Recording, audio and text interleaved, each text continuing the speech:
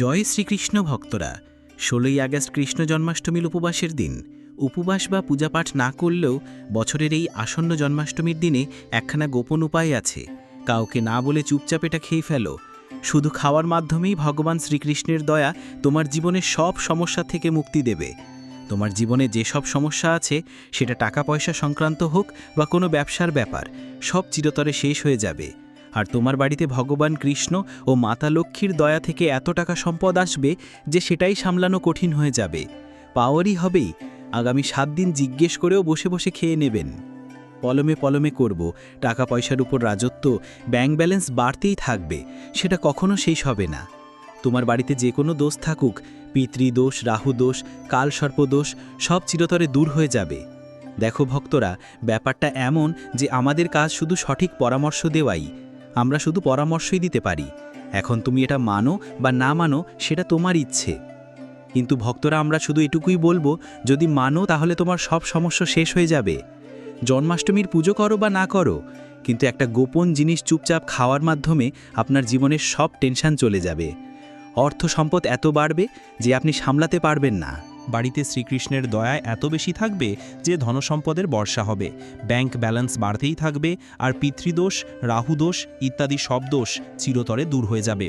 এইবারের জন্মাষ্টমী খুব ফলপ্রসূ মনে করা হয়, কারণ এই দিনে বিরত থাকা এবং পূজা করার পাশাপাশি এই গোপন জিনিস খাওয়ার মাত্রাই জীবনের সব সমস্যা মিটিয়ে দেয়।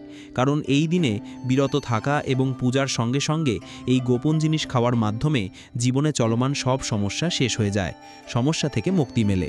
ভক্তদের জন্য কৃষ্ণ জন্মাষ্টমীর উপবাসের গুরুত্ব অনেক বেশি। যদি কেউ বিশ্বাস আর ভক্তি নিয়ে এটা করে, তাহলে তার সব ইচ্ছা পূরণ হয়। বিশেষ করে যারা সন্তান লাভ, বৈবাহিক সুখ আর ধনসম্পত্তির কামনা করেন, তাদের জন্য এই দিনটা খুবই লাভের। এই উপবাসের মাধ্যমে মানুষ তার জীবনের পাপ থেকেও মুক্তি পেতে পারে। ঠিক তেমনি জন্মাষ্টমীর দিনে এই খাবার খেলে জীবনে সুখ, শান্তি আর সমৃদ্ধি আসে এবং আপনার সব মনোবাসনা পূরণ হয়। সাধারণত জন্মাষ্টমীর উপবাস নির্জলা উপবাস রাখা হয়, কিন্তু যদি আপনি 16 আগস্ট জন্মাষ্টমীর উপবাসের রাতে একটা বিশেষ জিনিস খান, তাহলে আপনার ঘরে এমন ধনসম্পদ বাড়বে যা কখনো শেষ হবে না। এটা খুবই সহজ আর আশ্চর্যজনক উপায়, যা অবশ্যই জীবনে কাজে লাগানো উচিত। ভক্তরা, পূজ্য গুরুজি একটু আগেই নিজের কথাই বললেন, আসন্ন জন্মাষ্টমীর দিনে যারা ঘরে খানাপিনা বা ভোজন করেন, তাদের বাড়িতে এই 3 জিনিস সারা বছর থাকে: অর্থ সম্পদের বন্যা। হ্যাঁ বন্ধুদের, এই জন্মাষ্টমীটি পুরো 144 বছর পর বিরল সুযোগ হিসেবে আসছে। তাই এই সময় জন্মাষ্টমীর উপবাসের গুরুত্ব হিন্দু ধর্মাবলম্বীদের জন্য অনেক বেড়ে যায়। আর পূজ্য গুরুজি বলেছেন, জন্মাষ্টমীর দিন হয়তো পূজা পাঠ বা ধ্যান না করলেও একটা গোপন জিনিস অবশ্যই খেয়ে নিতে হবে। ভগবান শ্রীকৃষ্ণ আর মা লক্ষ্মীর আশীর্বাদে আপনার বাড়িতে এত টাকা আসবে যে সামলাতে পারবেন না। সঙ্গে বন্ধুদের বলি, আমরা এই ভিডিওতে আপনাদের জানাবো, কিছুই হোক না কেন জন্মাষ্টমীর দিন বাড়িতে এমন কোনো খাবার ভুলেও বানাবেন না এবং খাবেনও না, না হলে পুরো পরিবারের ওপর বিপদ এসে পড়তে পারে। তাই ভক্তরা, এই ভিডিওতে জানুন জন্মাষ্টমী সম্পর্কিত সব কিছু। উপবাসের দিনে কি খাওয়া উচিত যাতে আপনার জীবনে ভগবান শ্রীকৃষ্ণের করুণা বর্ষিত হয়। আর বন্ধুরা, এই ভিডিওতে আমরা আপনাদের বলবো 16 আগস্ট কৃষ্ণ জন্মাষ্টমী উপবাসের দিনে ভুলেও এই 5টি কাজ কখনো করবেন না, না হলে দারিদ্র্যের থেকে মুক্তি পাবেন না। জন্মাষ্টমীর উপবাসে আপনাদের এই 5টি কাজ কখনো করা উচিত নয়। যেসব মা বোনেরা জন্মাষ্টমীর দিনে এই 5 কাজ করেন, তাদের জীবন নষ্ট হয়ে যায়, ঘরে দারিদ্র্য নেমে আসে। আর যে ঘরে এই 5 কাজ হয়, মা লক্ষ্মী সেই ঘর থেকে চিরতরে সরে যায়, ছেড়ে চলে যায়। বন্ধুদের তো জানা আছে, লক্ষ্মী ছাড়া, অর্থ ছাড়া মানুষ জীবনটা সহজ হয় না। সঙ্গে আমরা তোমাদের বলবো, জন্মাষ্টমীর দিনে যদি তুমি এই জিনিসগুলো দান করো, তাহলে তোমার বাড়িতে কখনো অর্থের অভাব হবে না, সবসময় টাকা পয়সা তোমার বাড়িতে আসবে। তাই আমরা যে তথ্য দেই সেটা একদম ফ্রি। ভিডিওটা পুরো দেখো, মাঝখানে ছেড়ে যেও না। যারা ভিডিওটা আধা দেখে বাদ দিয়ে দেয়, তারা জীবনে কখনো সফল হতে পারে না। তাই যখনই কোনো ভিডিও দেখো, সে শুরু থেকে শেষ পর্যন্ত পুরোটা দেখো। ভক্তরা, যাই হোক না কেন, জন্মাষ্টমীর দিনে একটা ছোট্ট জিনিস তো খেয়ে ফেলো। বিশ্বাস করো, যদি তুমি খেয়ে যাও, তাহলে কোটি কোটি টাকা কামাবার পথ কেউই তোমাকে আটকে রাখতে পারবে না। হ্যাঁ, এইবার 144 বছরের পর জন্মাষ্টমী এমন একটা শুভ সময় পড়তে যাচ্ছে, যা হিন্দু ধর্মে সবচেয়ে শ্রেষ্ঠ ধরা হয়। এই দিনে করা কোনো উপায় কখনো ব্যর্থ হয় না, বৃথা যায় না, সব সময় লাভই লাভ হয়। ভক্তরা, চলুন আগে আপনাদের জন্মাষ্টমীর সঠিক তারিখ ও সময়টা জানিয়ে দিই, তারপর আমরা আপনাদের বড় বড় তথ্যগুলো জানাবো এবং বলবো কোন জিনিসটা জন্মাষ্টমীর দিনে অবশ্যই খেতে হবে। আর ভক্তরা সাথে থাকুন, বলবো যে এই দিনে একদমই একটা জিনিস খেতে ভুলবেন না। যদি ভুল করে ওটা খেয়ে ফেলেন তাহলে আপনার বাড়িতে শস্যের অভাব হতে পারে। তাই এমন কোনো ভুল কাজ করবেন না। আর কোনো বিপদ ঘটার আগে ভিডিওটা শেষ পর্যন্ত দেখে নিন। খুবই বিশেষ এবং জ্ঞানবর্ধক ভিডিও। তো চলুন ভক্তরা, জেনে নিই জন্মাষ্টমীর সঠিক তারিখ ও সময় সম্পর্কে। কিন্তু বন্ধুরা, তার আগে এক হাত জোর করে আপনার কাছে একটা অনুরোধ, যদি আপনি এই চ্যানেলে নতুন হন তাহলে চ্যানেলটা সাবস্ক্রাইব করে ভিডিওটাকে একটা লাইক দিতে ভুলবেন না। পাশাপাশি আপনার রাশি কমেন্ট বক্সে অবশ্যই লিখবেন। কারণ আমরা রাশির সঙ্গে যুক্ত ভাগ্যও বলি এবং ভাগ্যে চলমান সমস্যাগুলো দ্রুত দূর করার জন্য সহজতম উপায়ও কখনো কখনো জানাই। তাই ভক্তরা জানুন জন্মাষ্টমীর গুরুত্ব, শুভ মুহূর্ত এবং পূজার পদ্ধতি সম্পর্কে। কৃষ্ণ জন্মাষ্টমী উপবাসের তারিখ হিন্দু পঞ্চাঙ্গ অনুসারে জন্মাষ্টমী অষ্টমী তিথিতে পালিত হয়। বছর 2025-এ এটি 15ই আগস্ট রাত 11:39 থেকে শুরু হয়ে 16ই আগস্ট রাত 9:34 পর্যন্ত চলবে। সরকারি ছুটি ও উৎসব অধিকাংশ জায়গায় এটি 16ই আগস্ট 2025-এ উদযাপিত হবে। এই দিনটি সরকারি ছুটিও হতে পারে। নিষিদ্ধ পুজো মধ্যরাতের শুভ মুহূর্ত 12টা থেকে 12:16, 16ই আগস্ট 2025। এই সময়টা সবচেয়ে শুভ বলে মনে করা হয়। উপবাসের নিয়ম ভক্তরা 15 থেকে 16ই আগস্টের রাত উপবাস রাখেন। মিশ্র ফলহার বা হালকা কোনো খাবার খেতে পারেন, কেউ কেউ একবারই খাবার খান। সংকল্প ও পারণ উপবাসের সংকল্প সকালেই করা হয়, আর পারণ তারিখ অনুযায়ী সকাল 9টা থেকে রাত 12টার মধ্যে বা রীতি অনুযায়ী মধ্যরাতের পরে পুজোর পর করা যায়। ভগবান শ্রীকৃষ্ণকে কি ভোগ হিসেবে দেবেন? পঞ্চামৃত, দুধ, দই, ঘি, চিনিযুক্ত মধু দিয়ে অভিষেক ও তুলসী পাতা। মাখন, দই, ফল, পকোয়ান যেমন পঞ্জরি, লাড্ডু, ডট, কণিকা, নতুন কাপড়, গহনা, চন্দন, ফুল, দীপক এবং পুষ্পাঞ্জলি ও অর্পণে থাকে। জন্মাষ্টমীতে বাড়িতে পূজা কিভাবে করবেন? পুরো বাড়ি পরিষ্কার করুন এবং পূজার জায়গা সাজান। রঙ্গোলি, তুলসী, ফুল ইত্যাদি দিয়ে বল্লরুণ বা বালগোপালের মূর্তি বা ছবি ঝুলনা বা পালনায় সাজান। অভিষেক করুন, পঞ্চামৃত দিয়ে স্নান করান, তারপর কাপড়, গহনা, মুক্তা, মাখন, ফল ইত্যাদি অর্পণ করুন। নিশীথে পুজো রাত 12টা থেকে সকাল 7টা পর্যন্ত ভক্তি মন দিয়ে পূজা, আরতি, ভজন, মন্ত্র জাপ করুন।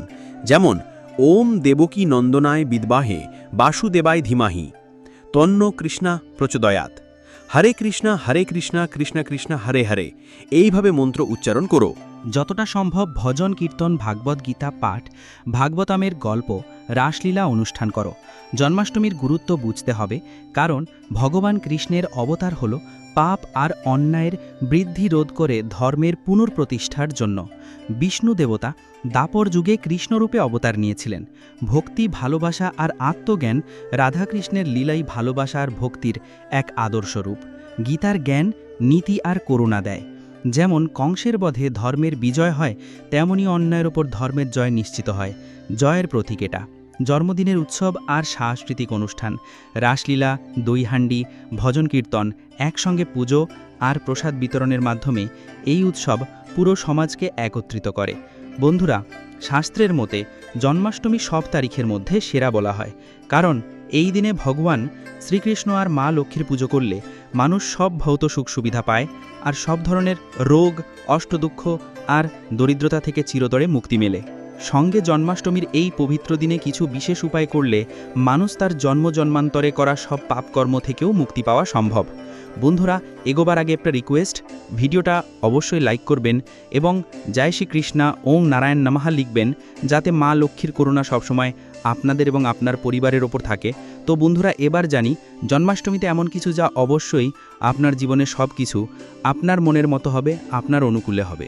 পুত্রের প্রাপ্তি হবে, সন্তানের মঙ্গল হবে, সন্তানের জীবনে কোনো সমস্যা কখনোই আসবে না।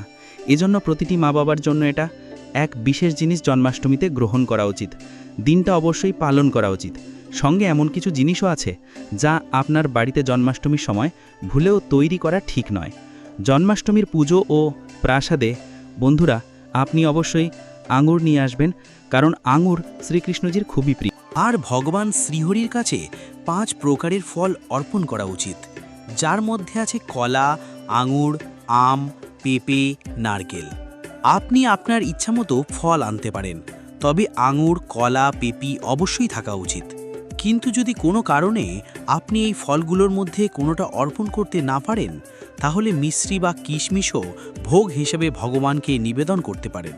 কারণ জগতের পালনকর্তা ভগবান শ্রীকৃষ্ণ আপনার সৎ ভালোবাসা ও ভক্তি দেখেন। মা লক্ষ্মীর আশীর্বাদ লাভ হয়।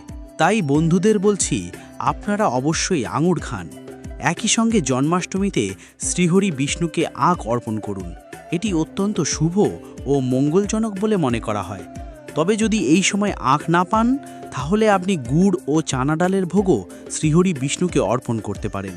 একই সঙ্গে যদি আপনি এই দিনে আখ অথবা গুড় খান, তবে আপনার জীবনে কোনো দিন অর্থের অভাব হবে না। জন্মাষ্টমীর দিনে মা লক্ষ্মীকে অবশ্যই 5 রঙের মিষ্টি অর্পণ করুন।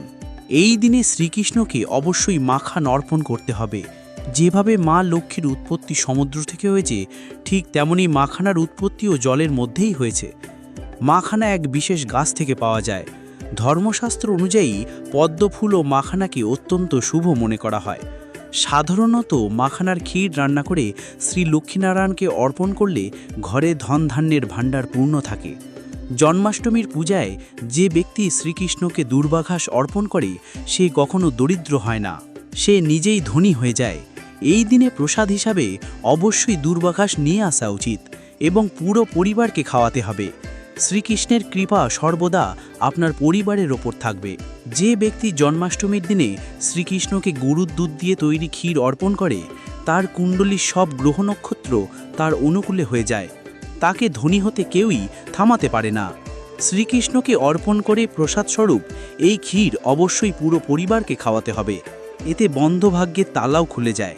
ধন সম্পদ ও ঐশ্বর্য তার জীবনে সর্বদা বিরাজ করে। মা লক্ষ্মী তাকে আশীর্বাদ দেন ও অত্যন্ত প্রসন্ন হন। এর পাশাপাশি ভক্তদের বলছি, জন্মাষ্টমীর দিনে অবশ্যই শ্রীকৃষ্ণকে দই ও মাখনের ভোগ দিতে হবে। শ্রীকৃষ্ণের সবচেয়ে প্রিয় খাবার হলো দই ও মাখন।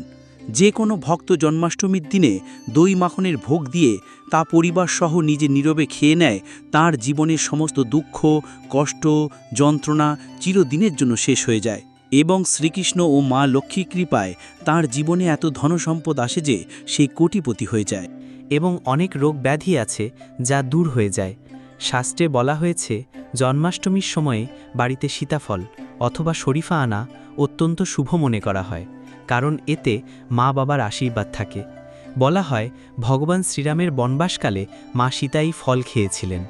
জন্মাষ্টমীর সময় এটি খেলে জীবনে দুঃখ কষ্ট ভোগ করতে হয় না। তাই এই দিনে অবশ্যই সীতাফল খান। এতে মা বাবা খুশি হন এবং আশীর্বাদ দেন। তবে মনে রাখবেন, যদি জন্মাষ্টমী সোমবার পড়ে, তবে বেগুনের তরকারি খাওয়া পাপের সমান। এদিন বোতলজাত জুসও খাবেন না। আর যদি জুস খান, তবে তাতে লবণ দেবেন না, না হলে উপবাস ভেঙে যাবে। জুসে বরফও দেবেন না, কেবল ফলের টাটকা রস পান করলেই উপবাস সফল হবে। এখন প্রশ্ন, জন্মাষ্টমীতে এমন কোন খাবার আছে যা একদমই রান্না করা উচিত নয়, কারণ সেটি বাড়িতে হলে সমগ্র সংসার ধ্বংসের পথে চলে যাবে? শাস্ত্রমতে এই দিনে এমন কিছু খাওয়া উচিত নয় যাতে মা লক্ষ্মী বাড়ি ত্যাগ করেন এবং ভগবান বিষ্ণু রুষ্ট হন। বন্ধুরা, জন্মাষ্টমীর দিনে কখনোই রসুন ও পেঁয়াজ খাবেন না, কারণ এদিন ভগবান শ্রীকৃষ্ণ ও মা লক্ষ্মীর পূজা হয়। যারা এই দিনে পেঁয়াজ রসুন খান, তাদের বাড়িতে রাহুকেতুর বাস হয়, ফলে মা লক্ষ্মী ও শ্রীকৃষ্ণর কৃপা সরে যায়, শনিদেবও রুষ্ট হন। এদিন চাউলও খাবেন না। এর বদলে সাবুদানার ক্ষীর বা মাখানার ক্ষীর তৈরি করে ভগবানকে নিবেদন করুন। এই নিয়ম সারা জীবন মনে রাখবেন। ছোট শিশুরা বা অবচেতন মনে অনেক সময় বাজারের প্যাকেটজাত খাবার যেমন কুরকুরে ইত্যাদি খেয়ে ফেলে, যাতে রসুন পেঁয়াজ থাকে। তাই অন্তত জন্মাষ্টমীর দিনে এসব থেকে দূরে থাকুন। ভাবুন তো, আপনি নিজেই যদি রাহুকেতুকে বাড়িতে ডাকেন, তবে শ্রীকৃষ্ণ ও মা লক্ষ্মীর কৃপা কোথায় থাকবে? ভগবান শ্রীকৃষ্ণের বিশেষ কৃপা পেতে হলে এই দিনে বাড়িতে হলুদ রঙের খাবার অবশ্যই রান্না করতে হবে, যেমন কড়ি পকোড়া। কারণ হলুদ রঙকে সোনার উপর মতোই শুভ ধরা হয়। তাই নিজেও এদিন হলুদ পোশাক পরুন, ভগবানের বিশেষ কৃপা পাবেন। জন্মাষ্টমীর দিনে কারো কাছ থেকে ঋণ নেবেন না, না হলে সারা বছর ঋণের বোঝা বইতে হবে। শাস্ত্রে বলা আছে, কেবল সেই গৃহেই ভগবান শ্রীকৃষ্ণ বাস করেন যেখানে তাকে আন্তরিকভাবে ডাকা হয়। সামান্য মিছরির টুকরো নিবেদন করলেও তিনি খুশি হন, যদি ভক্তি সত্য হয়। কখনো ঋণ নিয়ে ধর্মীয় যাত্রা বা পূজা করবেন না, এতে জীবনে দোষ জন্ম নেয়। আপনার যে কোনো মনোবাসনা, ধন, সন্তান বা অন্য কিছু ভগবান পূর্ণ করবেন যদি আপনি সঠিক নিয়ম মেনে চলেন। এদিনে এই 5টি ভুল কখনোই করবেন না। স্বামী স্ত্রী যেন একে অপরের কাছ থেকে দূরে থাকেন। রসুন পেঁয়াজ খাবেন না। বিবাহিত নারীরা এদিনে চুল ধুবেন না, একদিন আগে ধুয়ে নিন। তুলসী গাছ, ঝাড়ু, সোহাগের সামগ্রী বা লবণ অন্যকে দেবেন না। 5. বয়োজ্যেষ্ঠদের পা ছুঁয়ে প্রণাম করুন। মনে রাখবেন, নারীকে অসম্মান করবেন না। নারী হলেন মা লক্ষ্মীর রূপ। কাউকে গালমন্দ বা নিন্দা করবেন না। যদি কেউ আপনার দরজায় কিছু চাইতে আসে, হতে পারে সেই রূপে মা লক্ষ্মী বা লক্ষ্মী নারায়ণ এসেছেন। এ দিনে কুমারী কন্যাকে মিষ্টি খাওয়ান। মা লক্ষ্মী মিষ্টি ভোগে আনন্দ পান। শাস্ত্রে বলা আছে, জন্মাষ্টমীর দিনে বাড়ির আবর্জনা বাইরে ফেলবেন না, না হলে দারিদ্র্য নেমে আসবে। পরদিন সকালে ফেলুন। গৃহে গরু থাকলে তাকে সযত্নে রাখুন, কারণ গরু হলেন মা লক্ষ্মীর রূপ এবং ভগবান শ্রীকৃষ্ণের প্রিয়। গরুর দেহে 33 কোটি দেবতার বাস। প্রতিদিন তাকে টাটকা রুটি খাওয়ান। বাসি খাবার দেবেন না। পচা ফল সবজি দেওয়াও সমৃদ্ধির ক্ষতি করে। গরুকে খুশি রাখতে আটা দিয়ে 11টি ছোট লই বানিয়ে তাতে হলুদ মেখে দিন। সব কাজ সহজ হবে এবং জীবনে সুখ আসবে। গরুর পা স্পর্শ করলে দুঃখ দূর হবে। সুযোগ পেলে 7 বার প্রদক্ষিণ করুন, সাফল্য ও আনন্দ আসবে। গরুকে দেওয়া রুটিতে সামান্য হলুদ বা ঘি মাখিয়ে দিন, এতে শুভ ফল আসবে। যদি আপনি আমাদের চ্যানেলে নতুন হন, সাবস্ক্রাইব করুন, ভিডিওটি লাইক দিন এবং আপনার রাশি কমেন্টে লিখুন, কারণ আমরা রাশি অনুযায়ী ভাগ্য ও সহজ উপায় জানাই। এই নিয়মগুলি মেনে চললে আপনার জীবনে ভগবানের আশীর্বাদ নিশ্চিত হবে। তথ্য ভালো লেগে থাকলে ভিডিও লাইক করুন এবং পরবর্তী ভিডিওতে আবার দেখা হবে।